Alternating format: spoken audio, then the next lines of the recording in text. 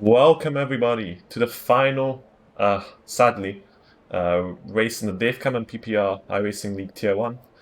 We are beautiful Le Mans Circuit de la Sarthe, or the Circuit de 24 Heures de Mans. Perfect French accent there. As usual, I'm your host, the Chronicle Pug, or Mateo Drozda, and I will be commentating this entire race as usual. As you can see in the little blurb for the race, this is the final race, as I said, and it's been a very exciting and fun season. I had slightly low expectations, I'm quite disappointed to say, but wow, it was a pleasant surprise seeing all the cars, as you can see behind there, driving along so close together, providing us all the action, and that's what all of us want to see, really. But we've got one more race, and it's the wonderful circuit that we all look forward to when it's coming in for ILMS, IMSA, or the 24-hour Le Mans race on iRacing, and the real one as well to watch as spectators. But now, all of us here can watch our league races, and we can see who comes out on top in qualifying and then in the race. We'll try and take it a little bit differently. Obviously, this season 2 is all our eyes are set on season 2 now, so hopefully we can just have a good race today. But I'm also going to try a few timing tower things, and obviously we're on Twitch now. That's a goal for the future. If Twitch can provide some sort of more league growth or league health so that we can attract more people to watch or join the league, we're going to be watching. You'll be having us stream on Twitch. So now with that said, you can see we've got another cold session, 18 degrees, which is very low for iRacing. 48% humidity, so a bit lower than our usual sessions. I believe it was between 50 and 60. Just a little bit of wind. Well, that wind can make a difference depending on the direction. So let's hop into the timing tower now. So this time I'll be using surnames. And I will attempt to use the exciting cameras. That works. There you go. So that's two Corvettes. That's the Team Pegasus drivers. Thomas Willershausen, correction there, got it right, and Mats Linden. And behind that we've got Wout and Ellison coming around in his Dallara. Got some special effects going on as well there. That motion blur can maybe make it look even better. Obviously on stream it might necessarily be appearing. And we've already got Daniel Thomas with the fastest lap of practice. That's provisional pole in practice by 1.3 seconds. That's a 26.509. And I know it's colder conditions than what we had in LMS, but that's a very impressive lap. Then Alex Gao, our championship winner for the season of the league in LMP2 class, 27.836. So obviously he can cruise, but we'd love to see a fantastic race from all drivers. And we've got 7 LMP2 drivers on the timing tower already. For GT Pro, we've got 6 drivers in the lobby, and we've also got 6 GT AM drivers. Well, they should be appearing on the timing tower fairly soon. Obviously everyone wants to do as many laps as possible, and that's not the easiest thing to do at Le Mans. As everyone should know, it is a very long circuit, as you can see by the lap times as well. 3 minutes, so one mistake or it's a very long outlap. So you do want to spend as much time practicing. There's a lot of corners where you can get it wrong, especially towards the end of the lap. So if you keep messing up at the start, then you'll have the entire lap compromised and you'll never go to see the lap time or set a valid lap. So you can see the 2 Corvettes coming through the Porsche curves. Very difficult corners depending on what serve you're using, and depends how fast you want to send it. If you're just going to cruise through, it's not that difficult, but if you're sending it, especially on, like, say, the 24-hour race on one tires through the night when you're tired, it's very stressful. And there's also occasionally traffic being lapped there. Usually you'd have the LMP2s and LMP1s, here we only have the LMP2s. Although that should be pretty exciting to watch since the LMP2 isn't that much faster. And they don't have that much more downforce and just grip into the corner. So they can't send it everywhere. The LMP1s, on the other hand, can really go everywhere in the Porsche curves anywhere if they really want to. Although it's not always the most, it's not the smartest thing to do, but you know you can.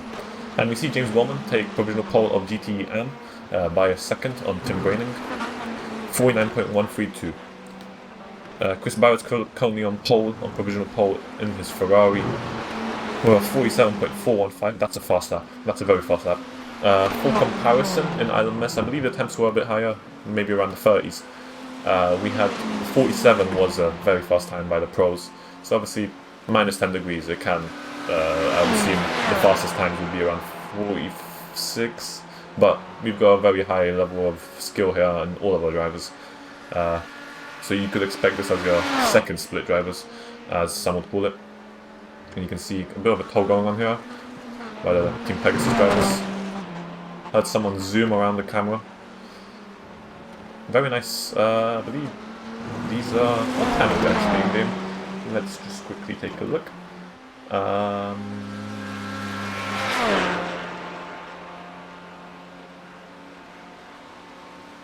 I've lost it. I found it. It's 8 AM. Oh, okay. So I was about to say it's sunset, but it's not. It's sunrise. But it looks beautiful right now. Got the wonderful lights. You've got wonderful like orange tint from in the sky. Well, not even a tint at this point. It's very orange.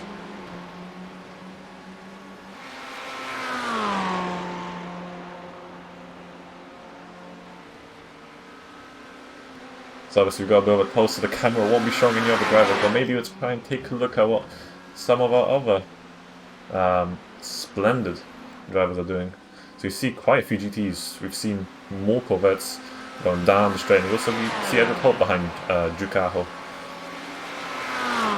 Wonderful image there. Oh, hitting that cone that instantly came back in place. Oh, a bit of a lock up into Mosang corner. Not what you want to do, but you definitely have to practice that. I personally tried to take GT and I was not only off the pace, I was having issues into that same corner.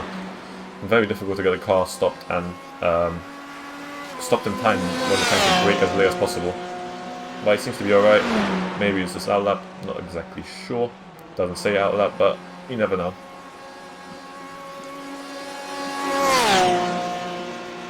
So our championship winner, Alex, is just cruising in his VRS Satellite Racing livery. I remember that name by heart.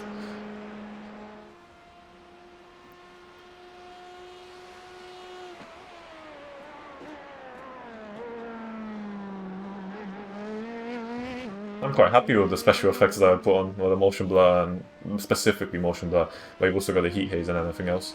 Not sure how it looks on stream, but for now the frame rate's alright. We don't have that many drivers on track today though. For Season 2 that could change, so we'll have to watch out for that. Obviously after the race, I believe if all the drivers can hop in there, we may have some quick announcements about the poll results, which we asked many of our drivers to, most of our drivers to fill out, so we know what they want for Season 2. And obviously that should have a very large impact, if not the actual decision, for what happened in Season 2. So we've also asked about class, what class they want to drive, so LMP2 seems to be going out since not that many people want to drive it, as we've seen attendance go pretty low. But today we've got 7 drivers. Great, but we do know that some drivers would hop willingly into a GTE or a GT3 if needs be. Oh, that car's... We might actually see people getting very, very close to the wall here. Now coming through the rest, looking like a clean lap so far. Keeping it nice and tidy on track. You can definitely get a slowdown over there if you go a bit wide. If you come back on track quickly enough, you'll be fine, but you never know. If you have the wrong setup or you get a bit too much speed on the exit of that corner, you won't make it back on track. Or if you slide through it, well, you never know. Coming across the line, this might be a full lap. No, not yet. That might have been an out lap. Still got a Team Pegasus drivers towing each other around. They're both on 53s. So that's 4 seconds to gain on James Bowman. 3 seconds to gain on Tim Braining. And just about 1.1 second and 1/10 to gain on Zach Bolster and GT Pro. Bauer goes in the session as well. Obviously he's not on a timing tower yet. And Matt Edmondson, they have to do other laps now. So there will be 6 cars in both GTE classes. Also see Chris Scar overtaking, that's Zach Bolster there. Right before the Porsche curves, not impeding their own cornering speeds and lines. And back to Mass Linden. So as I said, I'm trying out the camera here to see how it is. With less cars on track, it doesn't jump around as much, but obviously if you have cars driving quite close together, it can jump about a bit. But obviously Chris Carr got past that. BMW of Zach Forster, so not much to watch there anyways. So let's try and see if I can maybe do this. And just make it a bit shorter when it comes to what everyone is, what's showing up in the timing tower. So maybe it's a bit better to see the screen. So we've got a Corvette behind the two Team Pegasus drivers. Thomas Willishausen, got it right the second time now.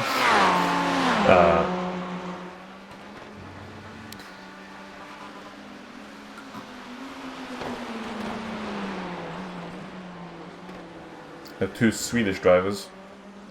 I was just making sure I got it right because I remember they asked me to put the right flag for them since the overlay didn't do it for them, and they're both Swedish, and it showed Norway for them, if I remember correctly.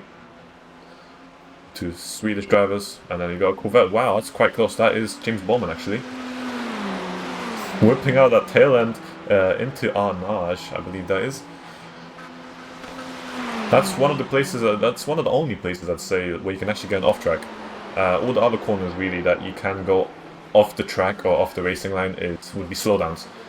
You'd be cutting the corner, but you wouldn't be technically off track the way iRacing classifies it. Although when you're on the tarmac, it's more of a run area rather than off track. You gotta keep it really nice and tight if you want to get a good example of the left-hander here.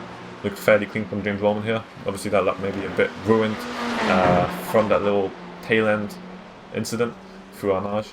And that's Borregård, that's his first lap. 52.752, 5.3 seconds off Chris Barrett, someone who's competing with him. I believe the championship is not sealed for GT Am or GT Pro yet. So let's see where this race takes us. Obviously LMP2 is racing mostly for fun here.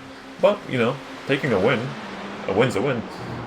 Even if it doesn't count for any points that have meaning really. But in GT Pro and GT Am, the fight is real. I believe the actual results can change. And Juka Aho jumps into P2 in GT Am, jumps ahead of Zach Vorster now, 49.911. So those are fairly fast laps. I remember when I was doing the practice for the RMS, sorry, it was IMSA, sorry, IMSA. Oh, James Bowman taking a bit wide there. Brilliant job of not actually turning the wheel off or really messing up. Once you're on the grass, you have to be very, very careful not to send the car flying about. If you brake on the grass, you're flying away. If you try and turn too much, then you're also going to fly away, or it might send you back into the barrels. But as I was saying, I've done some practice. Obviously, I wanted to race, but when I was doing 50s on the race conditions, it was scary. I know there's some people that are blistering fast. And that's James Bowman going into the run-off on the first chicane. Oh, and he clipped the rear. That's very unlucky, a bit too fast. Made it through the front end, but the rear end just didn't follow perfectly. So he's gonna tow that, as expected. And we see, oh, that's Dan Ball.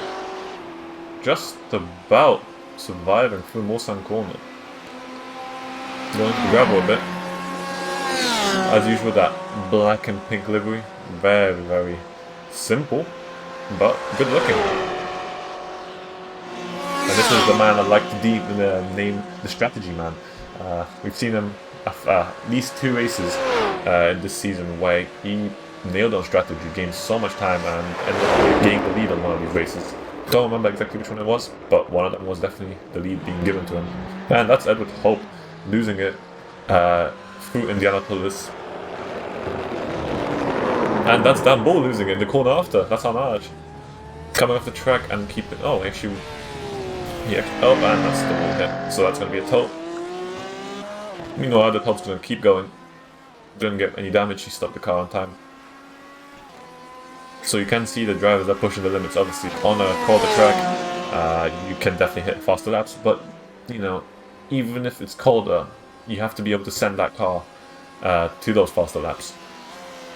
You know, one thing I can tell you for sure is You can practice at 40 degrees and get fast laps there, yeah. But then you hop into 20 degrees, and that's, wow, that's a... Whew, he skimmed that wall. That's actually rear wing damage. Now you can see he lost a bit there. He's gonna abort. That was weird. Such a little scrape, and that's the rear wing gone, pretty much. Good few repairs. Alex Wahal taking a bit too long into Tetra Rouge. Too wide, sorry. That's a slowdown for sure, I think. Maybe I'm wrong. You definitely have to have your wheels, either, I believe it's on the white line, your right hand side wheels. Or if you go wide, you have to come back instantly into between the white line. And that's Matt Edmondson, I believe. Let's confirm. Yes, that's Matt Edmondson, and that's a blinking LMP2 car. I believe that's Jamie Lawrence. Yes, that is our league co-founder or founder. You can have many founders, in my opinion. And Boa Ghost, that's a 39.441, so he's just behind James Bowman. 2 seconds off Chris Barrett. Well, 2-second improvement, but still 2 seconds to gain. So now we're on 40 minutes of practice remaining.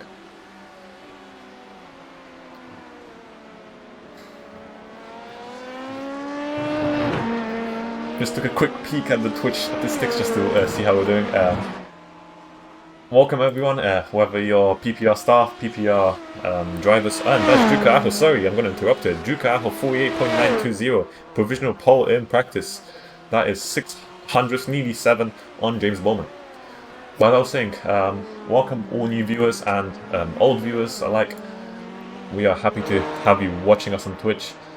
If this helps the league, it will be fantastic as well. I'm pretty happy to stream on whatever. I'm sure that we may see the F1 leagues or the ACC leagues hop onto Twitch as well, if this goes well. I'll have to give the quick advertisement though. Thank you to all our sponsors for making this possible. DaveCam for making this league possible. PPR for organising this league and keeping it all together. That's... LMP2 kept it together through, barely kept it together through Indianapolis. As I'm looking at Jamie Lawrence, thank you for organising this league, him and all the other iRacing coordinators and drivers for being here and attempting to make it possible to keep the league running. Obviously, with no drivers, you can't have the league. And also, we've got Diamond Caravanning as one of our sponsors. As you see on the PPR car, zoomed in nicely down. Wonderful TV camera work. Come through the portrait curve, Jamie. And that's James Bowman to be lapped, so that's our first really incidents with traffic. James gave him all the space though. Maybe in the real race conditions that wouldn't happen.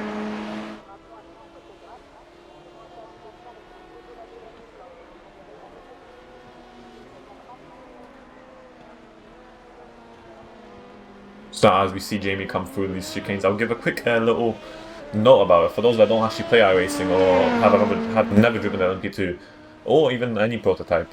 Before the LMP2 we had the HPD. Floor damage is a horrible thing in this sim. Yes, it's damage, and damage is great to have in a simulator. So obviously it's reality really, but it's horrible. Those chicanes, you had the Ford chicanes. And the chicanes leading up to that, I forgot the name of those. If you ride, especially the Ford chicanes, so the last 2 corners, if you jump over them, or especially if you drive one wheel onto them and send the car and then it just thuds, or bumps or bounces onto the racetrack, bounces off the racetrack, you have a very, very high likelihood of damaging the floor. And what can happen there is, one, you'll just lose top speed or maybe some downforce. Well, maybe the downforce, maybe just top speed. You'll be going slow through the corners, so the downforce should still be there. Or 2, you can damage the radiator.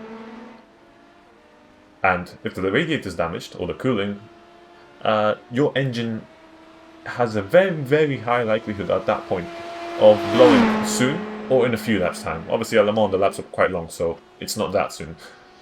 And obviously, the first possibility I said, it doesn't take that long to repair. I mean, in the HPD it was just about like a matter of a few seconds, maybe up to 10 seconds. And that's Jamie Lawrence blinking. But for the second one, if your engine blows, that's half an hour in the pits. Or you can have a bit more, I don't know exactly, maybe around a minute. I don't know how bad the damage can get on the floor if you manage to box in before your engine blows. But it's really, really bad. And you can't touch the curb at all, pretty much. Any big curb, even some of the light curves around here, the next few corners that Jamie Lawrence will be going through are the ones that I mean. I heard that some people blew their engine. Maybe that either that inside one or the next inside curb. Don't think these ones necessarily have names.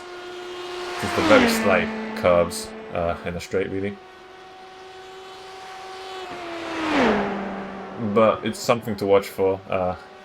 You could end your race by just taking a slightly weirder line. GTs can easily jump the curbs or jump the curbs. They can use the curbs to their full advantage. Or send it over the curbs if you want to call it that way. But the LMP2s cannot. They just cannot.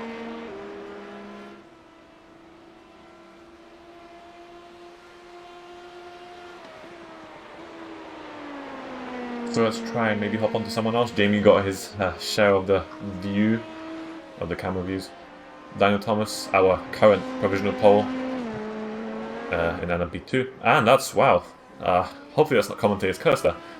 Alex Gao coming through the P2. So he's lost it. Maybe cold tyres, I'm not exactly sure. I believe that was his outlap actually. That would make sense. Something to be careful about. And that's Thomas Willishausen, and I forgot to mention, he actually jumped into P4 ahead of Mats Linden, so his teammate that's behind him, as you can see on the straight. 53.043, so both of them are very close to the 52s. But that's still 3 seconds off Tim Braining. So there's a lot of pace to be found, even in the GTM category. There's a very, very high pace disparity. So we've got 8 minutes of practice, and the driver's there's still that massive gap, especially in GT Pro. We've got a whole second to Chris Barrett. Where has he found that pace? Maybe it's a qualifying lap. But speaking of Chris Barrett, he's right there, right behind them. That Ferrari looks wonderful. It's a very simple livery, but it looks great. GTN Racing. And a nice LED strip on the left.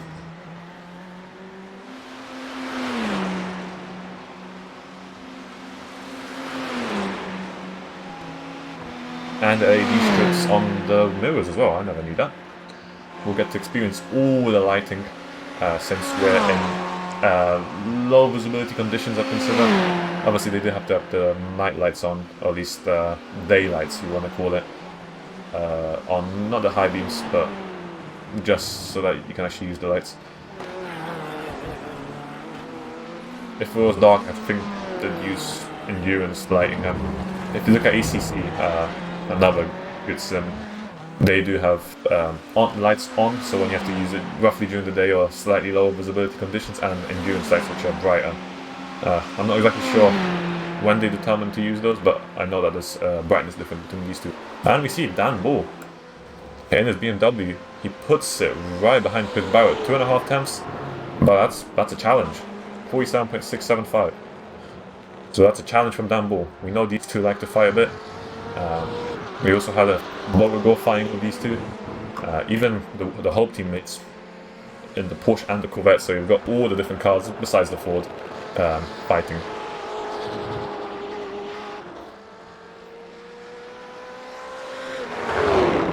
So you can maybe watch the top speed. I roughly know the numbers that you should be, and Touch of Rouge was actually no slowdown there. So you can see in 5th gear, just about going to be reaching 6th gear soon. There you go. Don't have the exact revs, but we can see the top speed. So coming down, I believe it should be around 301. I don't know what kind of setup they're all running. 2898, 299, 300, and into braking. So yeah, that's about right, as I remember it. And I know the Porsche was definitely slower. The Ferrari I think was quite okay, but the Porsche and even the Ford, I've tried those two just to try out how to see it. I was hoping to see how the GTs handle. Maybe find one that suits me. The Porsche and the Ford are very, very slow on the straights. Maybe you can tune it a bit more, change a few setup things, compromise maybe a bit more cornering speeds for that top speed or the straight line speed. But it's tough. It's tough.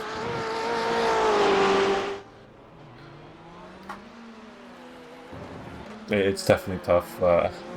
Obviously, if you're driving the Porsche, obviously the car is still on the straight lines, but you can gain all that time because the car suits you through the corner, through the Porsche curve, for instance. That's one place where you can lose a lot of time if you're on a more straight line speed oriented setup, or a lower aero if you want to call it that way.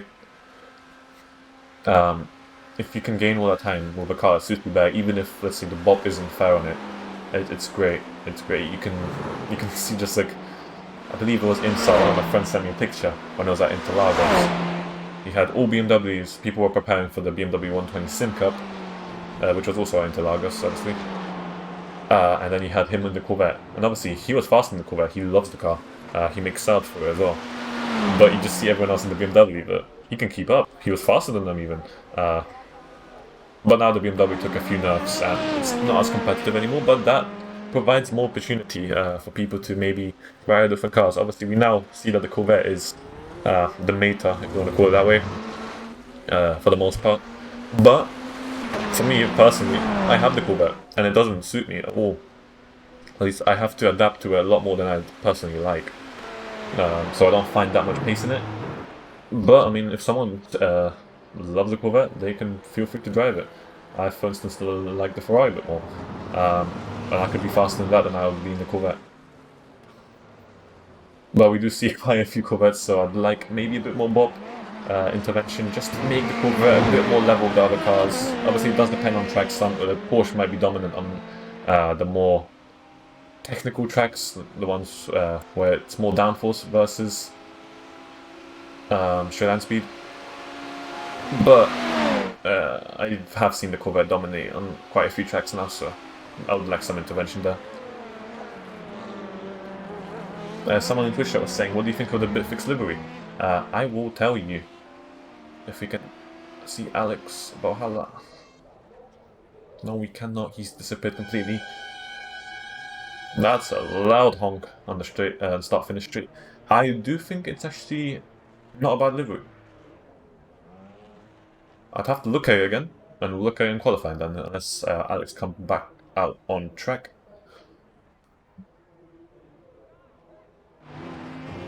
So you've got 2.5 minutes of practice. Obviously, drivers won't get to finish their laps, so we'll just jump straight to qualifying, as per usual.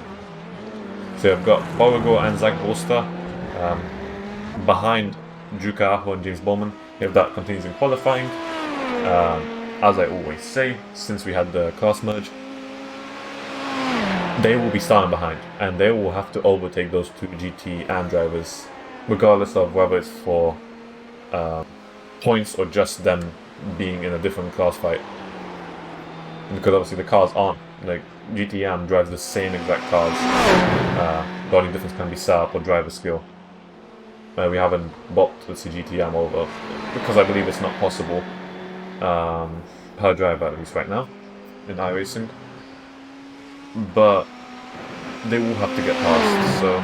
Well, actually, Beauregard got past the Duke Aho and James Bowman with 48.853, so that's 700s on Duke Aho. But Zach Roster is still behind, and he has to gain 1.3 seconds roughly if he wants to get ahead of Duke Aho. I don't know exactly if let's say, Chris Barrow and Edward Hope, and Dan Bohr even, did quali laps or not. We do see drivers attempting to do quali laps, and that's actually Daniel Thomas on the side of the road there, going into the Ford chicanes. Sorry, that's a Dunlop curve. I got completely confused where I was on track. Oh, actually we got Alex Valhalla on track. So the Bitfix livery. Let's see it go by. Okay, that camera was a bit too zoomed in. I see white, orange and black. I really like it. I'm a fan of orange.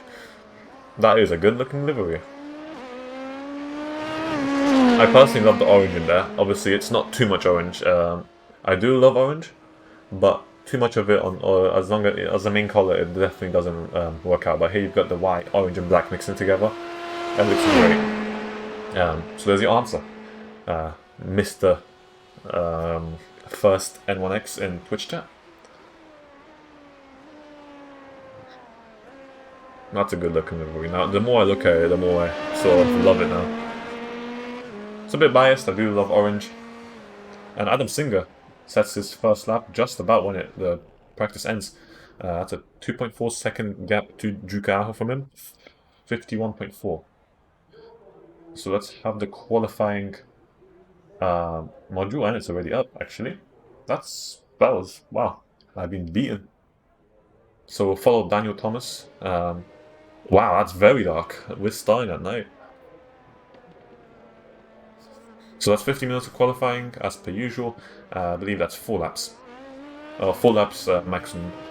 So you see the Porsche Experience Center in the back, and now coming down the start finish straight. This should be actually a flying lap.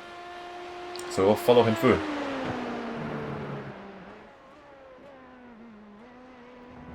So we'll hop on the gyro.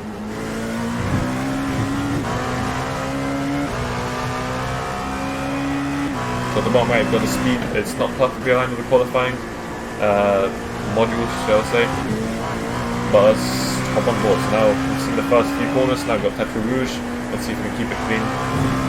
Yes, it does keep it together. We've got the motion blur kicking in as well on the straight. And now full speed. Let's see how fast before he decides to brake. Or the first chicane on the most on the straight. Well, 330. 331. And he's braking. Keeping it together. This car can be quite loose depending on what kind of surf and what kind of driver you are.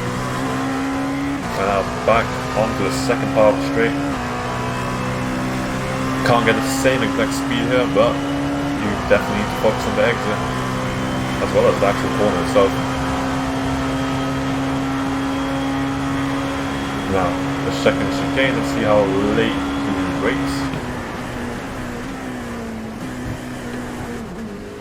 Getting both curves nicely, not too deep. Getting the first curve nicely as well, keeping it together, maybe the car give it a bit of a wiggle. And now, next corner is the Mulsanne corner. We've seen a few drivers going a bit wide there, or locking up, or just whipping out the tail end. So hard braking here. Very careful not to lock up the brakes and focus on the exit here. Wonderful by Daniel Thomas. Wonderful. So now the next corner, the actual corner of hard braking will be Indianapolis. A very difficult corner in some ways.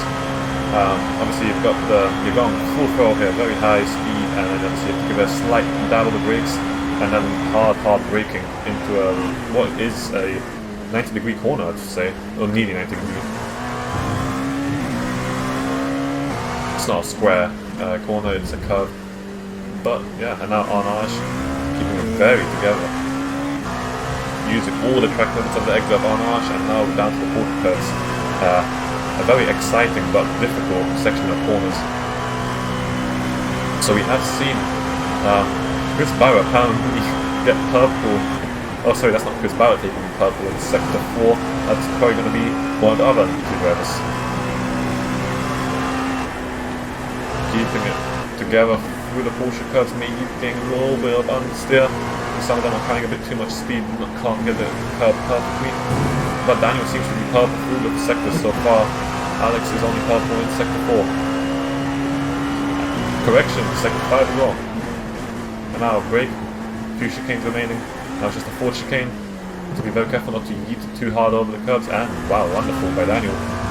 Using all the track limits on exit. And this will be our first lap. That's a 32. 26.455.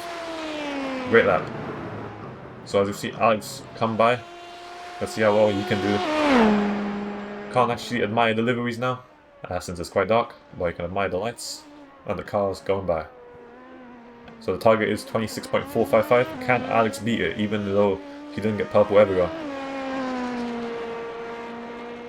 Yes, he can. He went purple in only 3 sectors, and yet he has a 3/10 gap, so that means Daniel Thomas lost a lot of time in sector, I believe it was 4, sector 6 and sector 7? Yes, sorry, that's what my timings tell me. So that's Alex resetting as usual, just carrying as little fuel load as possible, and obviously the tyres are the fastest right off the bat. So on the first lap, So we see Ducajo take provisional pole in GTM and Dan Bull take provisional pole in GT Pro, and that's actually, wow, look at that, 47.2 by Dan Bull, 47.3 by Chris Barrett. Ducajo, a GTM driver, with a 47.8, that's 6 tenths. That's the closest it's ever been, really, between the leaders of both classes. And we see Beauregard jumping behind Ducajo, that's 1/10.5 between these two. Bo's 8 tenths off Dan Bull. Wonderful, and we see Edward Hope going purple in sector 3 and sector 5. That's his Porsche coming in, watching those sectors. Come on, across the line now. That's P4, but 3 tenths off the Corvette. And Alex Gao is improving yet again. Purple in sector 4, purple in sector 6, and maybe purple in sector 7. And Dan Bull also got purple in sector 1 and sector 6, I'd say. It's a bit difficult for me, not used to track having 7 sectors. Oh, that's abandoned his lap. Oh, he may have won. He went flying off, I think.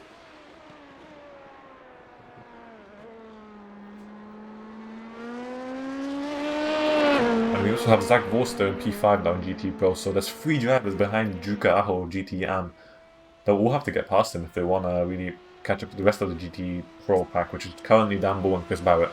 2 people that we know love to have a bit of a fight. Dan Bull, okay, so they reset. That's interesting. Not exactly sure what happened there.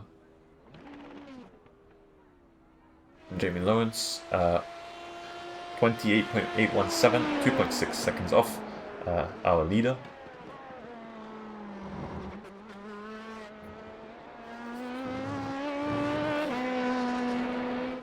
So obviously the timings are going to be a bit wrong, or at least the sector comparisons, since the drivers are now on an out lap, because they reset during the lap, at least the way it seems. I mean, Alex seemed to go into the gravel on the final corner, or something, and then reset, so now it will say that the timings are, the sectors are a bit wrong, but now that's fixed since he crossed the line. So we have Ivan Valhalla finishing up his lap, starting his lap at the moment. Warming up the tyres there. Not exactly sure what happened there, to be exact. I believe it was an off-track adventure. One of, hopefully not many, and that's him around into the wall. Oh, thank God he can reset. If I was real qualifying, that'd be a pretty damaged car. Not really sure who to look at here. Okay, we'll just use the exciting camera. Daniel Thomas. Very fast driver. Only 3 tenths of a deficit to Alex Gao. They're both in the 26, I believe the 25 is possible if you get every sector perfect. We have seen Alex not actually get purple in every sector. That was sector 4, sector 6 and sector 7, if I remember correctly. James Bowman will be starting his lap soon. I believe Dan Bull's on his flying lap now as well. So that's... Gosh, it's shuffling around a bit. I believe he went purple in sector 1 and sector 5. Ducajo purple in sector 2, personal best in sector 1, and no improvements anywhere else so far. Daniel Thomas will be coming across the line. This should be his flying lap now, I guess. No, second flying lap after the one he just did. Beauregard, eager to improve, going a bit slow. Maybe this will be his flying lap prior as he crosses the line.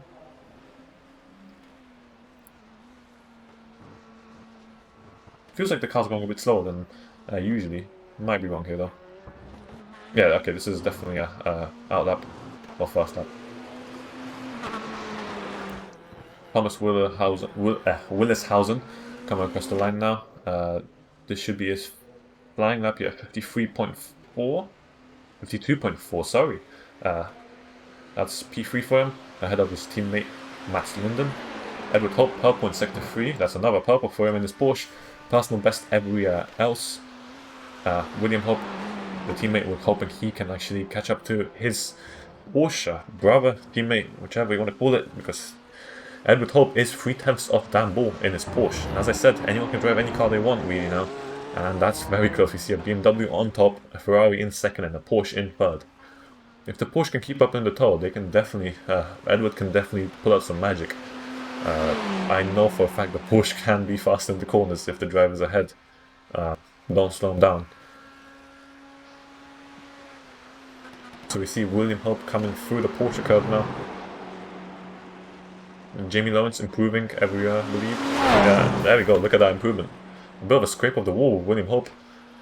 But I believe he's fine, and that lap may not be invalidated, we'll see though. So Jamie Lawrence, 27.043, 8 tenths off Alex Gao, our leader. So let's see, I'm quite interested to see, will William Hope have that lap invalidated? So it'll be interesting. I mean, it may actually be invalidated. I'm not exactly sure if 0x contact does count. I know off-track does, or slowdown does, but we'll see. Coming across the line, 50.1, not a bad lap. Yep, that's a lap gone. Very unlucky, would have been in P5 there, ahead of Zach Bolster. Still behind Adam Singer and Juka Aho. Adam Singer also separating Zach Bolster and William Hope now. Forgot to mention that one. Daniel Thomas, purple in Sector 1, Sector 2 and Sector 3. Personal best in Sector 4. No improvement in Sector 5. So let's hop on board. We've got 2 more sectors to go. You can watch him from TV3 for the Porsche curves. Another improvement into Sector 6. James Bowman, purple in first 3 sectors, improving. Obviously this is his first lap, so I wouldn't look at the improvements as anything too special. Since it may have just been random sector times. Or no sector times at all. But that's a purple in Sector 6 as well. So James Bowman might be on for pole here. And Daniel Thomas even as well.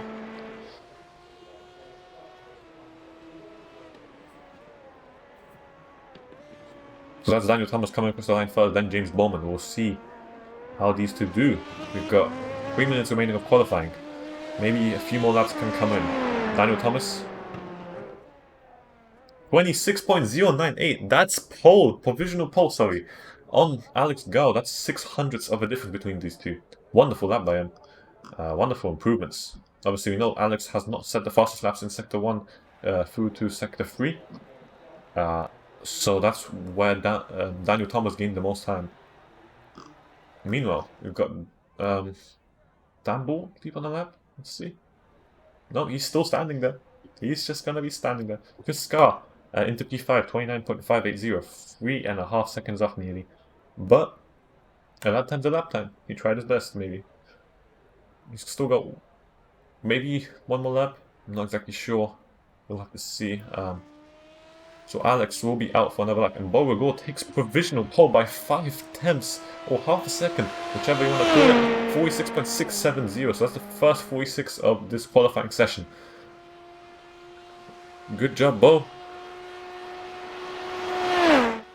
James Bowman, the sectors are a bit wrong, again, since obviously you start the lap right in Sector 7, I believe it is. So the overlay assumes that you're about to finish a lap rather than start a lap.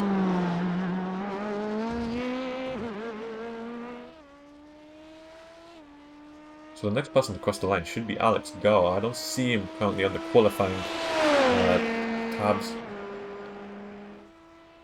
Juka Aho, about to finish a lap, I believe. We'll hop onto him then for now. Purple in Sector 4, personal best in Sector 1. We don't know how much he lost in the other sectors. But we'll be about to find out. But he's still got 1.8 seconds on Adam Singer, so he can cruise. But you never know. And that's purple in Sector 7 as well. That's an improvement. 100th, I believe, a second. 47.854 now. So that's Alex Gao coming towards the final sectors. No improvements. So I believe this will just be a lap to finish his qualifying session. He will not be on pole.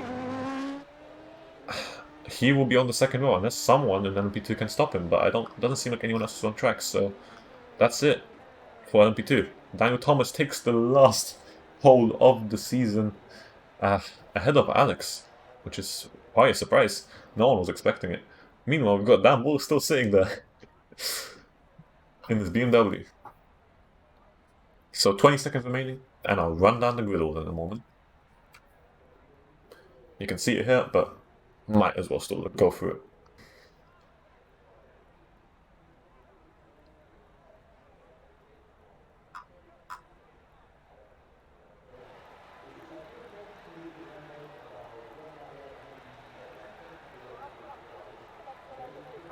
Okay, so we've got our grid results. So on pole, we have Daniel Thomas from Moyo.io Racing. That's with a 26.098. Alongside him on the front row, we've got Alex Gao, Satellite Racing, VRS Satellite Racing to be exact. 0.063 seconds separate them, so that's 600 per second. On the second row, we've got Jamie Lawrence, 9/10 off, and Ruta Nelson, 2.2 seconds off. On the third row, we've got Chris Scar, 3.4 seconds off, and Alex Valhalla, 3.5 seconds off. All Bitfix Gaming, we've watched that livery. And Derek McManus starring on P7, didn't do a qualifying lap. Then, in GT Pro, we've got Beauregard on pole, came in quite clutch with the lap. We haven't seen many laps from him in qualifying. That's a 346.670. Dan Bull alongside him, 5/10 off, half a second off, whichever you want to call it. Chris Barrett on the second row, 6.6 off. Edward Hope, 8.6 off. Zach Vorster and William Hope round of the GT Pro row, 3.5 and 3.8 seconds respectively. Now we've got the GT Am grid. Duke Aho with a 47.854, so he'll be starting ahead of, I believe, 2 GT Pro drivers, and Adam Singer as well. So that's Duke Aho, 47.854, Adam Singer 1.8 seconds off that. Tim Braining and Matt Edmondson on the second row of GT Am, 2.2 seconds off and 3.7 seconds off respectively. Thomas Willishausen, 4.6 seconds off, and alongside him his teammate in Team Pegasus, Matt Linden, 7 seconds off. James Bowman didn't actually set a lap, so he'll be starting on the final row of the grid by himself. Or, I don't think that's true, as, what do I call it? We have, all the GT Pro and GTM drivers start together, and in iRacing the lap start together as well. So let's go. We'll be watching the LMP2 start off. The start will be very close. We've got the safety car there, or the pace car. The blimp camera doesn't exactly show anything. So it'll be live with the gaps like this, or the intervals like this, sorry. Just to show as much of the action as possible. You have the bottom left, that's the driver we're currently watching. And let's see where we go with round 8 at Le Mans of the PPR and DaveCam iRacing League Tier 1. This is the final race of the season, and let's hope it's a clean yet very exciting race. And we know Le Mans can be like that. Got the Toll Fest on the Mulsanne straight, and the other straights are slightly shorter, but still very important. We won't have Alex Go leading us off, we'll have Daniel Thomas, so he'll dictate when the class starts, when the race starts really. Keeping a little bit of distance between the safety car and himself. And obviously every driver can decide how much of a gap they have, but he'll decide when to go green as well. Look at those Dallara P217s. Wonderful. Derek Ekmanis will not be racing by the looks of things. Maybe... not exactly sure. So now we're coming up to the final sector. We will be watching Daniel Thomas as he leads us off down through the start-finish straight. Not exactly sure when he will like to go. Have the jets go by as well. Is there any way I can show that?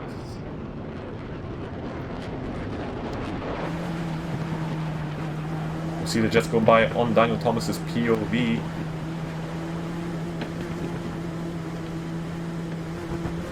We'll be going live with the TV cameras as soon as he goes. And that's the pace car in, taking the short route. And he's already leading into the corner. And we're live with round 8.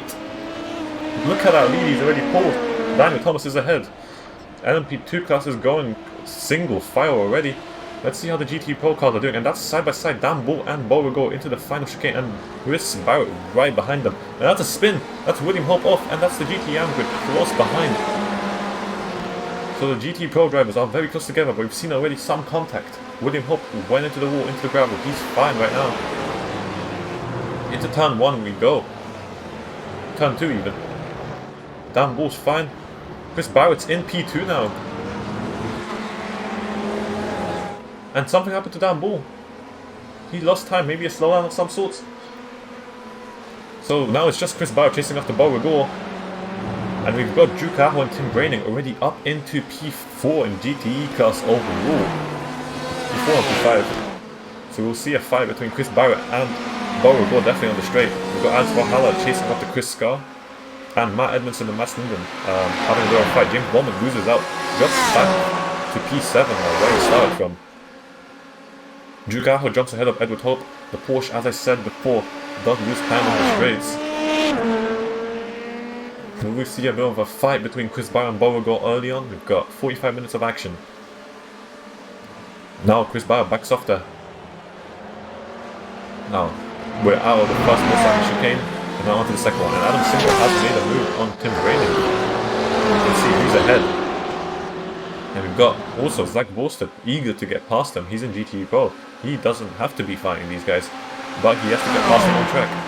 So you see all the cars coming down the motorcycle straight, and we've got William Hope at the far right after his unlucky incident. So we'll take a look at it very soon, once we actually settle down a little bit. Coming down into the second chicane, Adam Singer is ahead. Tim Braining isn't necessarily attacking him, lost some time, but that's Zach Bolster all over the back of him. I believe Zach Bolster may go for a move here. Look how close they are. He's going to be using all that slipstream. Obviously, Tim Braining isn't necessarily in the toe. Maybe a little bit now. Coming into the Mustang corner. How will it look like? Zach Bolster will have to lose some time. And that's Tim Braining locking up. And he's ahead. He's ahead. What a move. That was... Tim Braining actually ended up ahead, but now Adam Singer's back ahead and Zach Bolster's also ahead. So it didn't work out perfectly. I believe that was a slowdown maybe. Maybe he cut the corner, I'm not exactly sure.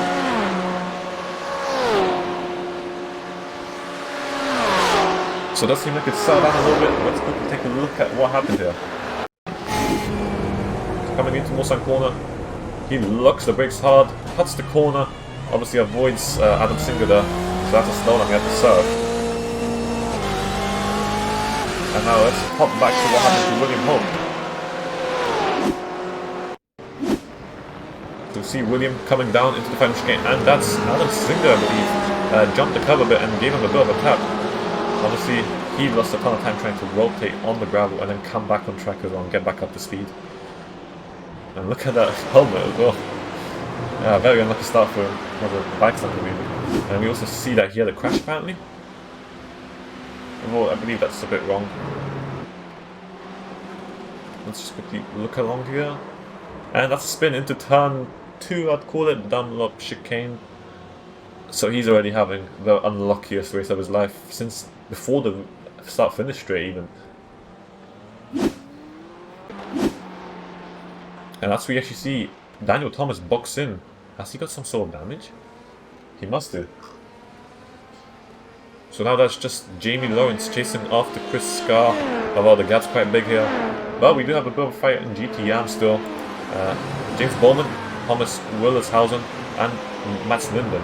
The two Team Pegasus drivers versus the Corvette of James Bowman. And James Bowman's back up to P4. He dropped back up to P7 before on the last lap. Last lap. And now he's back up ahead. So he's pulled a nice gap to Thomas Willershausen already. Now he has to just pull it up to Matt Linden and catch up to Tim Braining. And that's already going to be not that difficult of a task, considering he's only about under a second, maybe half a second if you want to call it that range. And wow, did Tim Braining get a penalty yet again, a slowdown? Seems like it, and now James Bowman's up on the podium of GTN. And that's Tim Braining behind Thomas Willershausen and Matt Linden as well. So Tim Braining lost a ton of time. He got up quite high at the start and then lost it with slowdowns. We saw a potentially nice move on Adam Singer. Obviously that was a lockup and a bit of a corner cut. So he gave back both the positions. But Tim Braining is ahead of Thomas Willershausen now. So that's yet another penalty. You wouldn't gain that much time on the straight even in the toe. So penalties are not nice to these drivers. Jamie Lawrence ahead of Chris Scar. Didn't actually see the move, but we know that he's ahead. Chris Gall will have a bit of a toe. I'm not exactly sure how powerful it is on this track with the Laras, but so I mean, sorry, I don't know exactly how much you can close in with the toe and from what kind of distance. But boom, Jamie Lawrence is up into P4. Meanwhile, Chris Barrow is still chasing after Beauregard. We've got Edward Hope not too far behind, 2 seconds, but if these two start firing, Edward will be in on the action. Now, wow, both of them keeping it very clean through Mulsanne corner. You can definitely lock up on not exactly the warmest tires yet. Lap 2, yes, you can have them warm, but they might not be up to the top pressures yet. So Chris will be hoping to keep up with Bo. Maybe Bo's tires will slowly start coming off, or his consistency will drop. Although we do know these two have very good consistency. But Edward does seem to be out of the toes, so unless, as I said, unless these two start flying, Edward will not be able to really join in. Unless he just shows remarkable pace, or maybe strategy. We've seen Edward attempt some undercuts. They didn't necessarily work out since he didn't gain that much time, or he didn't gain any time in the pit stop at all. But yeah, see Dan Ball giving a little bit of a wiggle through Arnage. I believe every driver is just trying to push as hard as they can to the limit of the track, or the track limits. You can also say it that way. So into the Porsche curves, these two will be following around. A fairly big gap by the looks of things, but that's just about 3/10. Keeping it very clean, these two. No dives, no close calls even. He's just following him very, very closely. Look how close he is now on the exit. Now just a few chicanes, he will have to lift to avoid them because he can't really dive in here into the next complex of corners, or the final sector of corners. But Edward Hope has actually gained the 10th from these two. So he's back to 2 seconds, 2.1 seconds off them. Look how close they are. We see all the other GTs coming up to the start finish straight now. That's a 47.8, that's a very fast lap. Chris Barrow a bit faster, gained time due to the toe. Now he's 2/10 off. He's gonna have to keep this up, keep up putting the pressure on Beauregard. Maybe Bo will make a mistake. We've seen Bo make a few mistakes. Not the luckiest season of his life, but he's been trying his best. And Yuka Aho drops down. Adam Singer takes the provisional lead, and actually Chris Barrow takes the provisional the lead of the race right now as well. So I've got a lead, 2 lead switches in both classes. So Bo will be experiencing the wonderful toe, but goes a little bit wide on Tetra Rouge, but does bring it back on track quickly enough, I believe. You can see him losing time right now on the straight. But Edward Hope is just 1.4 seconds up, so they've lost time fighting already. Meanwhile, just going to take a quick peek at Adam Singer, and he's already got a 1.2 second gap. Meanwhile, Zach Wilson is going to be getting ahead of Drew Carroll very soon. That toe on the BMW can be very, very beneficial at BMW, even after the nerfs on the BOP. It's still no idea. Not sure why the timing tower exactly told me a few times some difference here. Maybe a bit wrong. In 7 seconds, so Chris Scar dropped by quite a bit, and actually Jamie Lawrence is in P3. So good job by him. Mario Thomas is out of the race, so the challenger to Alex Gall is out. A bit quite sad since Daniel wasn't here every single race, and he showed fantastic competitive pace against Alex at Le Mans here. Meanwhile, Beauregard is chasing after Chris Barrow now. The roles have switched through the first 2 chicanes. Chris has been ahead, but now Bo will be trying to maybe make a move back for the lead. Right now you don't really have a precise position you want to be in, but you definitely want to be ahead of Edward Hope, who is closing in. 1 second now between them. It was 2.1, remember 2.1 throughout a whole lap. Now it's 1.1. And then don't forget about Dan Bull, 3.5 seconds behind Edward. If you lose a second a lap, you can definitely have a 4-way fight for the lead of the race. And I remember saying Adam Singer had a 1.1 second lead on Yuka Aho, but by the looks of things, that is no longer true. It's now half a second. So maybe that pole has helped out Yuka Aho a lot, even from that 1.1 second gap. But Zach Wilson is still on the tail of Yuka. Obviously you can't see him on the cameras, but I can see the data. Alex Gall with another purple lap. That's the fastest lap of the race in LMP2 class, and overall even. So we've got now, I'd like to say, three-way fight for the lead of the race. So we've got Chris Barrett leading us right now. Half a second behind him, Beauregard, and half a second behind him, Edward Hope. So we can show the battle box here. The battle first.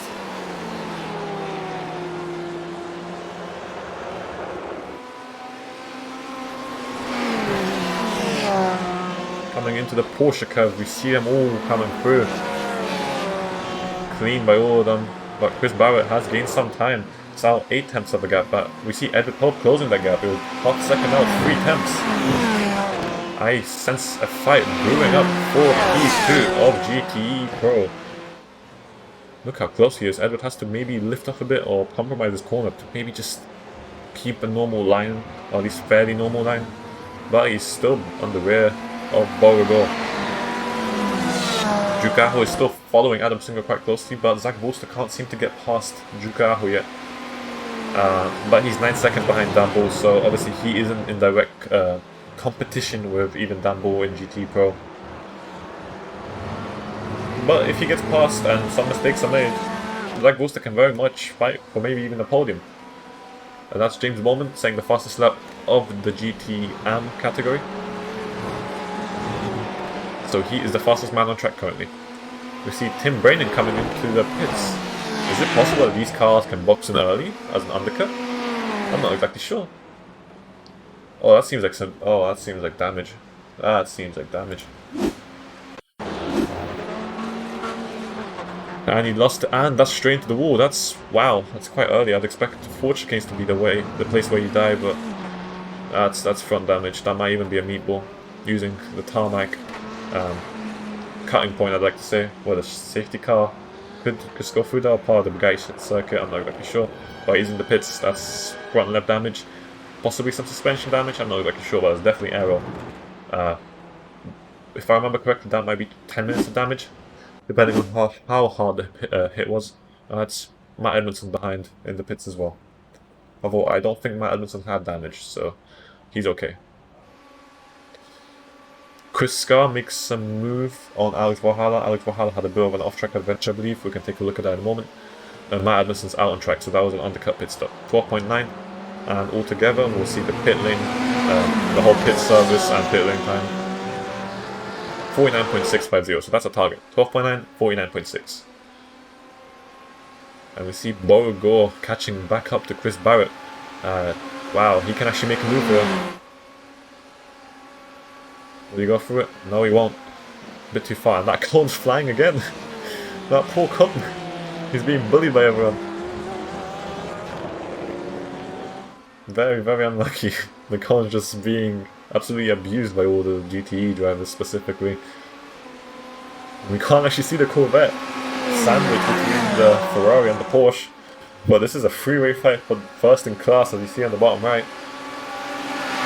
Look how close it is.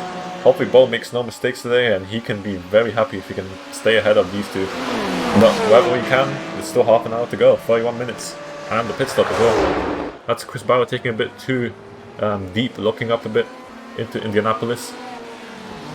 Now through Arnage, and that's Chris Barrett around. He's lost it. He's back on track, trying to get on the throw as early as possible, and that's Dan Bull getting past him as well. Dan Bull, 3.3 seconds, so he hasn't gained that much time with the firing in front. It wasn't exactly flying, it was more like a very, very close following. But that's Chris Barrett cracking under the pressure, possibly. Or maybe just a genuine mistake. But now he's got the time to gain. That's 5 seconds to Edward Hope, I believe. But Edward Hope can now have a fight for the lead. He was in P3, now he's in P2. Get past Beauregard and pull a gap. That might be his goal for the race currently. But getting past Beauregard is not the easiest thing. And that we're not even talking about staying ahead and pulling a gap. Alex Valhalla's in the pits. I'm not sure if he has damage. He came back on track fairly quickly. Oh, sorry, no. He seems to have a very... yeah, he seems to have crashed.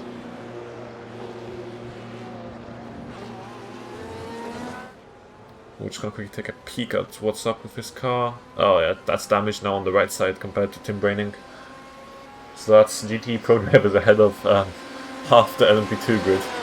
Although the McLaren did not start the race, Daniel Thomas was out on the first lap, and Alex Valhalla is now in the pits.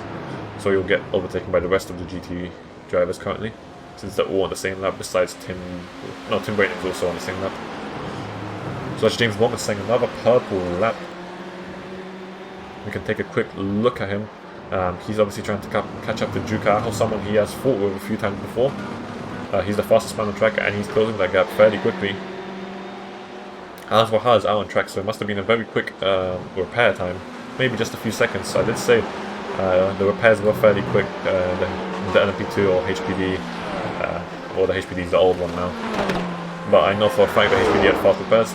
I don't drive the Dallara right now, but I can fairly comfortably say that the repairs were quick there.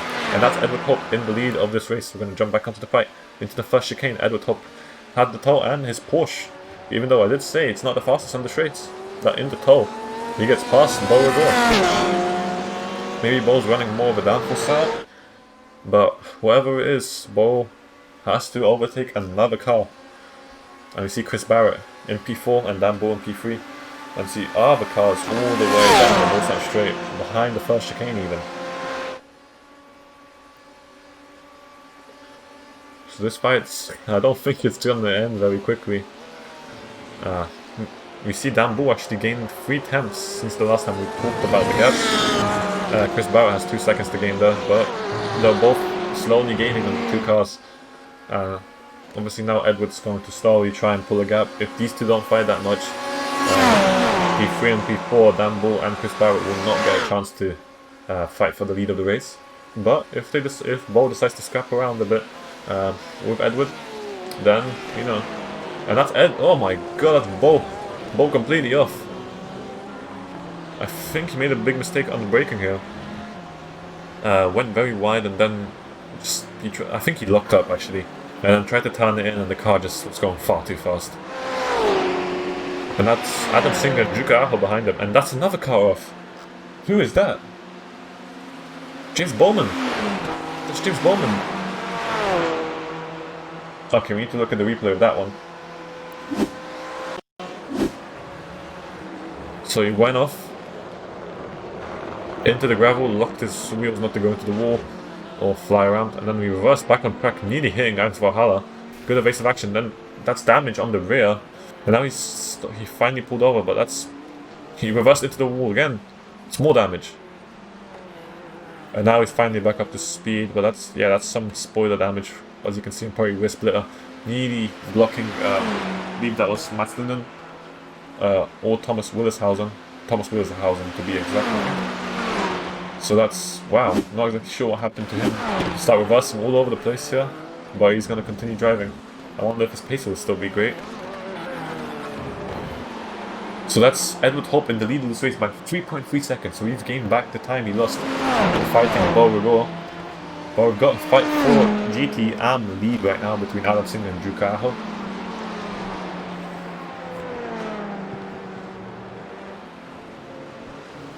Both of the Corvettes looking wonderful. And that's actually Alex Valhalla going a bit wide. That's a slowdown for sure.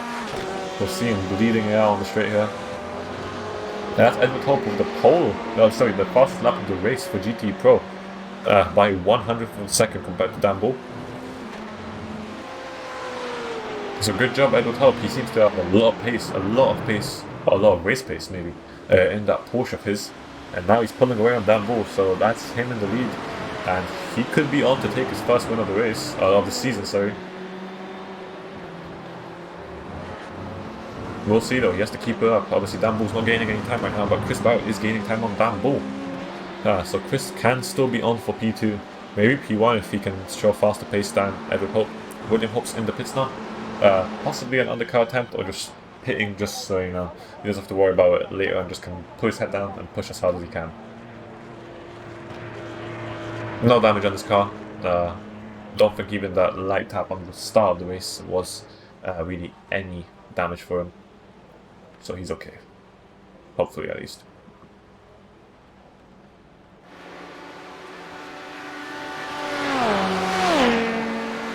It seems like Adam Singh does he have a little bit of damage on the front right? Maybe he tapped the Porsche curve. The second corner of it, I believe. gap between Chris Barrett and Dan Bull decreasing a little bit. So Chris has gained a lot of time on Dan Bull. Dan Bull's 5 seconds away now, so he must have got some sort of slowdown maybe. He bled it very well not to lose the position, but he's lost a lot of time. And that's another cone flying about, and that's Wout Nelson in the pits. Jamie Lawrence is now into provisional P2. And Alex Gao is still pulling away. So Chris will be trying his best to get that second place. He definitely has the pace for it since he was ahead of Dan Bull, but Dan, maybe he can keep him behind, maybe. The BMW is fast in the straights. Not sure how fast he is in the corners though.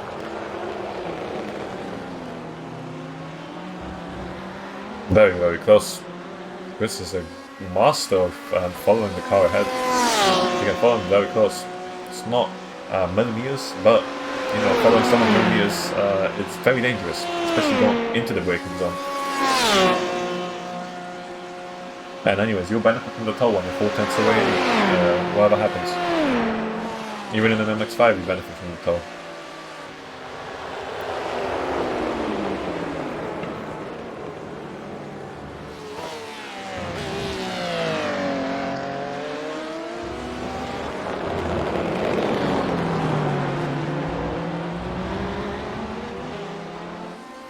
So you've also got Alex Valhalla getting back up the overall positions.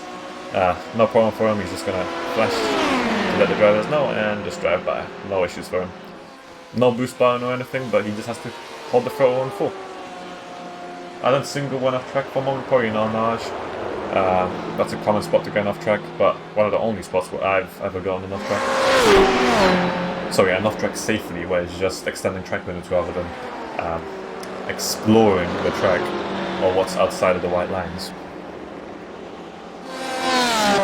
So by the looks of things, there's no current fight, really. But that's okay, that's okay. So they're both boxing in. Chris is following him in. Was that the best choice? I mean, if he was faster than Bull, he could have actually went one more lap and maybe gained enough time to be ahead of Dan Bull next lap he put in. But we'll see. Edward Hope is paying in as well, so obviously Dan Bull followed in Edward, and Chris followed in Dan, and possibly Edward as well. Duke Arho boxes in as well, and Adam Singer, and that's Zach Worcester, so half of the GTE grid is already in. So everyone's boxing at the same lap, so it doesn't seem like any strategies at play here other than following the leader. Or following the car ahead, shall I say. We'll see who comes out ahead of here. So Edward Hope will be the first car out. Obviously he had a good gap, so regardless of how fast Dan Bull may have been on the pit stop, for instance, he will not be the one to worry about. But Chris and Dan are side by side. And oh, Dan lets him in. Chris is in P3 currently, but Beauregard has yet to pit. So P2, at least currently on track. Duke Arho stays ahead of Adam Singer. So he gets ahead of Adam Singer, if I'm correct. No, stays ahead. There you go. And that's damage repaired on Adam Singer's car. So if the damage is fixed and you can go a bit faster, Duke Arho better watch out. And then that's Dan Bull, not that far behind his car. Obviously they came up right next to each other, side by side, out of the pits. But Dan did yield, although I believe they could have went side by side if they decided to be quite aggressive. But they didn't. Alex Gao and Jamie Lawrence come into the pits. But there's not much competition here. Alex is that far ahead, as usual, I'd say. In qualifying, it was quite impressive though how low his gap was, how small his gap was on Daniel Thomas.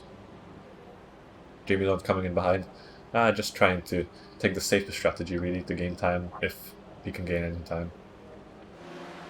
But I believe he's really just set for a podium. Maybe he can get past Wout Nelson. Actually, speaking of Wout, he's coming around the final corners. Can Jamie Lawrence get ahead? Wout is coming by, and Jamie's coming out.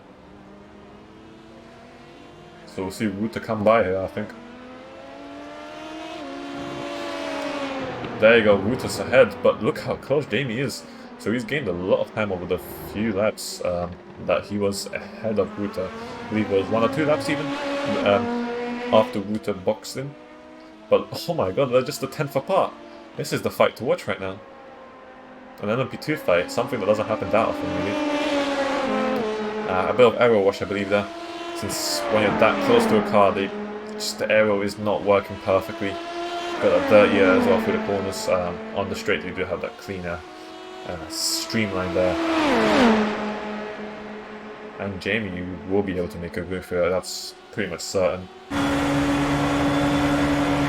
now that's side by side on the run down to the first Mulsanne chicane. And that's it. Jamie is ahead, and Ruta will yield the position. Jamie goes a bit deeper, and can he stay ahead? That's 3 times between them, and now Ruta Nelson is there. Chris Barrett and Dan Bull having a bit of a scrap, but this is the fight to watch as well. Yeah, another move. Let's see like they're side by side right now. Gyro won't show the 2 cars, and that's Ruta Nelson going ahead into the second Mulsanne chicane. So it looks like it's going to be a toll fest. Can Jamie get a good exit and make a move onto the into the Mulsanne corner? Sorry. And Bowe goes in the pits now, as expected, I'd say. 1 lap ahead of the other cars. He's lost some time with his little Mulsanne corner incident. Lost quite a bit of time, and that should be Edward Hope in the lead. Chris Barrett has gained already 1.3 seconds on Dan Bull. That's a nice gap for him. If he can keep slowly extending that, he will be happy with the P2.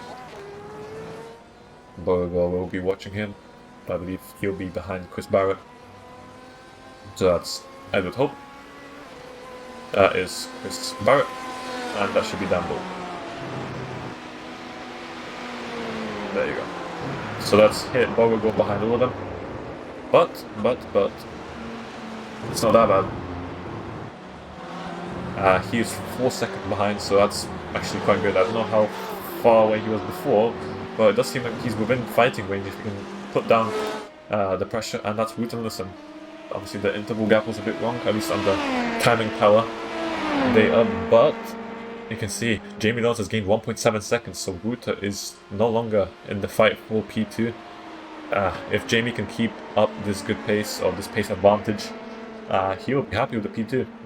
That's the highest he can really get, considering how fast Alex is. And both Alex and Jamie are on, literally just finished the 24-hour of Nürburgring, both also hosted by PPR. So they're both absolutely knackered, if I can use the typical British word. But they're still driving very well. So, props to them. Staying away for so long, driving very hard on the green hell, and coming round down here to the PPR league, the iRacing league, and performing very well. But no mercy at all. Even if you're on the back of a 24-hour race, you gotta be on your best pace, best driving ability if you want to really get a good position here. Adam Singer still chasing after Drew Carroll. Nothing is going to really happen here for now. We've got 15 minutes, but I think Adam will just have to tuck in behind. The slipstream is helping him, but I don't think he's necessarily that much faster than Juka. We can quickly check the lap time history. As you see there, not that much of a pace difference. It's just a matter of a few tenths. Obviously, the -3 and plus 1.3, that should be the pit stop laps, so yeah.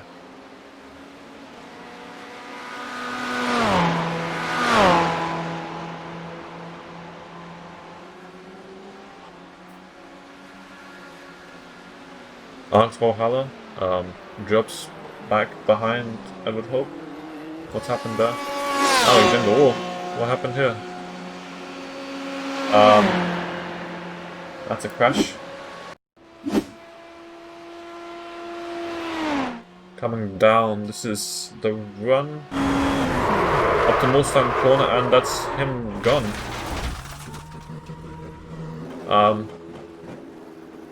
Not exactly sure what happened. You did see the steering wheel like jolt a little bit. Maybe he did a very, very quick and overpowering counter steer. But that's the power the engine off on this car.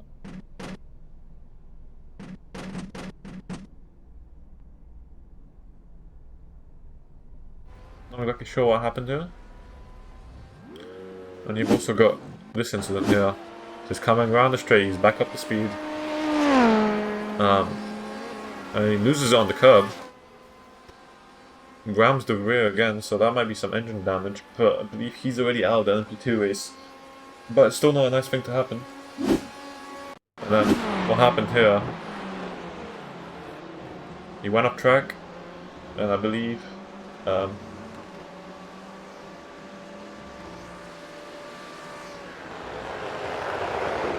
he told. That's Adam Singer going off track a little bit here. Keeping it together very nicely. Any sudden movements could have actually sent the car into the wall, or spinning around, and then possibly into the wall. So good job by him. And now, let's go back to the live. So Alex Valhalla's out of the race. That's 3 LMP2 drivers, or I'll say 2, out of this race, followed by 1 GT Pro driver. And Alex Gal with a 17.6 second gap. He is cruising now, getting past a few GT drivers now. Nothing to worry about really. So you can just chill and cruise to the end for another win of the season possibly. We haven't seen many mistakes from Alex. Maybe at Sebring when we had him and Tom Connor-Dalman having a bit of a fight. Obviously he made a very bad mistake, Alex, at the start of the race, going deep into turn 2. If you don't know which one that is, it is the one following the very long turn 1 curve, very fast. He went wide in there, lost the position at it, had to fight through all the error what she was experiencing, as he told me after the race. And he managed to do it, but that one mistake cost him quite a bit of time, but he doesn't make those mistakes very often. So he doesn't have to worry about it too much. He can just cruise to the end, as I said a few times now. Do we have much of a fight anywhere right now? It doesn't seem like it. We've got Thomas Willishausen. I don't know why he was in the pits. Maybe for some damage, maybe a penalty. I'm not exactly sure. Don't think he was sending you around the corner as well, so I don't think he got 17x so far. So yeah, there's not really any fights right now. We can home in on Beauregard, since that's the closest fight we have. Obviously the interval gaps here are to the next person in the class, so James Bowman is looking at Adam Singer, Zach Volster is looking at Beauregard. So the actual gap between the drivers may not be accurate, although it's 11 seconds between Adam Singer and Zach Volster.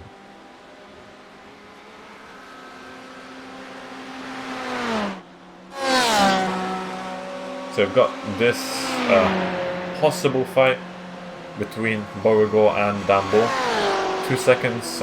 Chris Barrett is 3 seconds behind Edward Hope, so it does seem like the GT Pro class has calmed down now. Maybe just trying to keep up consistent pace, possibly capitalize on any mistakes made, but right now they're just trying to drive fast, smooth, and get to the end of the race with 11 minutes remaining. It's quite what you'd expect. Although I'd personally prefer some wheel-to-wheel, door-to-door smashing fighting, although without that smashing bit, preferably. We don't really want to play Wreckfest here.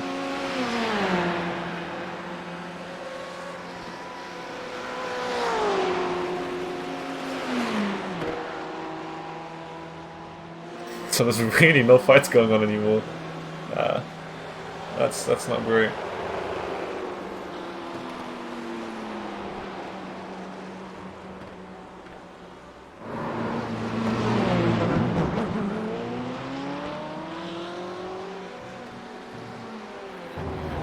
So you've got Wout and Ellison actually quite close behind Jamie Lund, so Jamie hasn't actually pulled away that much. It was 1.7 seconds quite a bit ago, but now it's okay. Now it's 2 seconds after pull exit by Wout into Arnage, out of Arnage, sorry. So that's not ideal. And Matt Edmondson's in the pits now. I'm not exactly sure what happened to him. He's been going off track fairly often though, so maybe it's an off-track penalty. We do have a 70x limit, I think, so maybe in a stop and go. Pounding through the Porsche curves, Jamie Lawrence and Wout and Ellison. That's the only real fight we can have on right now. we can watch. Jamie Nolan's going a bit wide. That's a slowdown. That's most definitely a slowdown. So let's open the battle box and see. So that's 1 second now. And now it's going to go down to probably half a second for the next few corners. I'm not sure how much he has to lift now. Or did he bleed it out completely? He has bled it out completely. Okay, so that's 1 second between these two now. So that, as I was saying, the fight's going to be happening. I find it very, very likely that the fight will happen.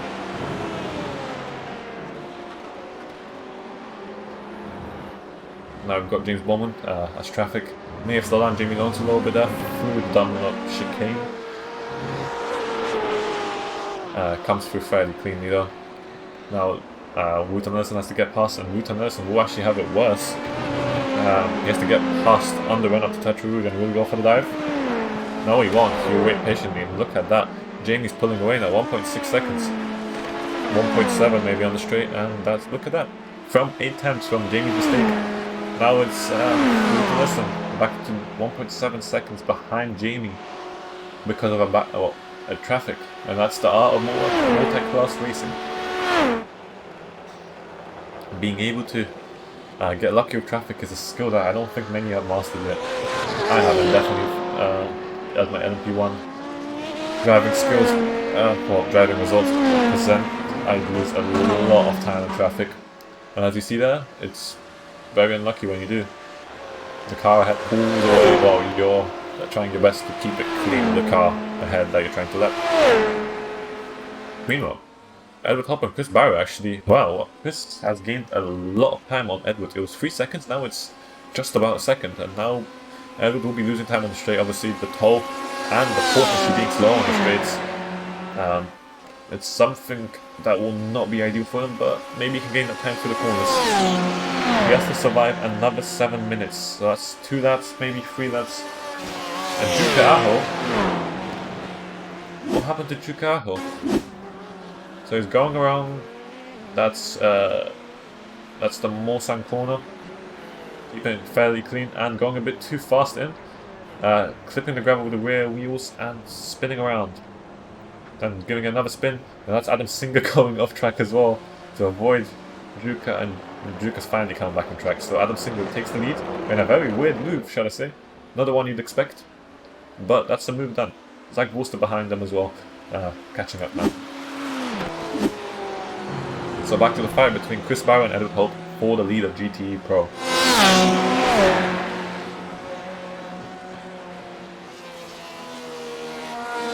A bit of that inside curb, you saw the car, the Ferrari, jump up a little bit. Another bit of maybe clipping a bit of the grass now. Consistency could be not ideal, now maybe some tire work will allow the car to slip a little bit more. But you definitely have to be careful when you're sending the car through the Porsche curves. It can be very, very, very, very, very, very sad of a situation. What if you just send it flying and then you're in the wall and missing out on the potential P1 as you see here. And that's Chris Barrow, the fastest lap of GTE Pro. That's 3 attempts he's gained through the last few sectors. He was 9 attempts when he was going through our Mosan corner. So he should be able to make a move on the straight if he can gain just maybe 2 attempts more. Maybe a move can be... Oh, that's Chris! Chris is... Wow, that Ruben just completely stepped out. He locked the brakes and managed to keep it out of the gravel, but that's 5 seconds. Oh my, what a disaster. Chris, let's see what happened there. I'm really not sure.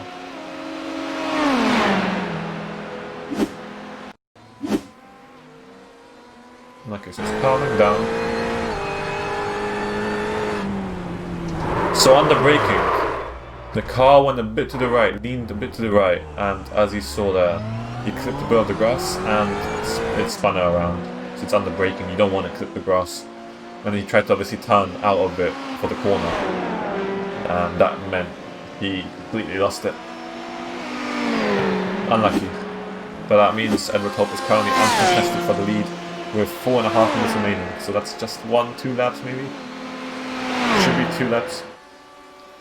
So I don't want to really say nothing confirmed right now, but if Edward Top makes no more mistakes, he will be taking his first win of the season. He's shown great pace in the last few races and in a few races this season, but he just hasn't been able to take the win. Or at least, let me confirm that. If my memory is correct, he has not taken a win so far.